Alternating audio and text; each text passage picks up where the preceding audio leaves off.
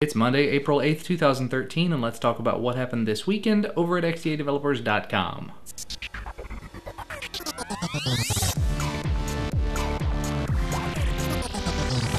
And the first thing to talk about is the Asus PadFone 2. This device was just unveiled and I think released a few months back, and as of this weekend, XDA senior member Leidenberg has put together a script to do the big three R's: ROM, recovery, and root, but not necessarily in that order. But the thing I really liked about the story, and the reason why I chose to mention it here, he did it using a tutorial created on XDA that was talked about on the portal and on a previous video. Yes, the tutorial done by XDA recognized contributor Erased that was talking about creating scripts on Windows for automating things on Android, that was how he did it. Combined with the other stuff, of course, the root, the ROM, and the recovery. But definitely some very cool stuff out there, so if you have the Asus PadFone 2, or if it's just something that you're interested in, go ahead and take a look at his original thread to look over his script. You can read through it and everything and just make sure that it's going to be good for you. Now, the next item on the agenda was actually a bit of a controversy over the last week, maybe a little longer than that at this point. Recently, a change was merged into CyanogenMod that turned off the ability to opt out of having your CyanogenMod stats recorded. Up until that point,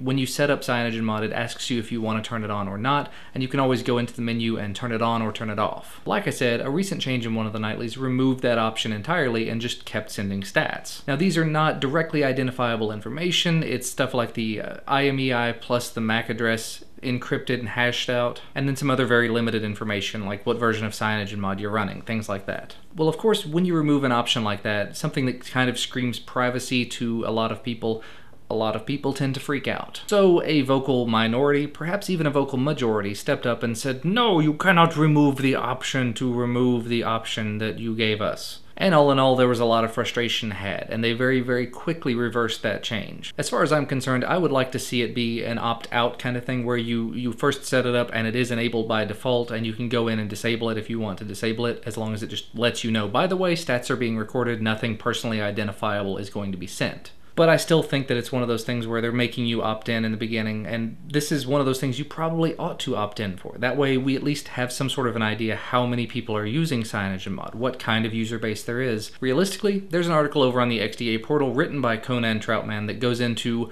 what is being sent, why you should opt in, why it's helpful, things like that. So I would just recommend going ahead and taking a look over at the portal post. The link to that will always be in the video description, so you can take a look at it, just to get an idea as to why you might want to opt in to sending those CyanogenMod stats, if you're not already. And actually, something extremely interesting to me happened this weekend. The second official XDA Roundtable session happened between Jerdog and someone from Nvidia, Will Park from Nvidia specifically. It was a little bit last minute, that's why I didn't get a chance to talk about it in the Friday video, because the post for it came out a little later in the day than I actually made the video. But they talked all about Project SHIELD, they went through a thorough examination of it, and Will revealed as much information as he was legally allowed to reveal about the product. I've got to say, after seeing that roundtable, I am extremely excited to get my hands on that device eventually. And what's even cooler is they did a giveaway during the roundtable session. They gave away 2 Nexus 7 devices. So if you have not already, you might want to check out the XDA Roundtable YouTube channel. You'll find that in the post on the portal, and you can go ahead and head on over there and subscribe. That way you'll get the notification that there's a live event happening.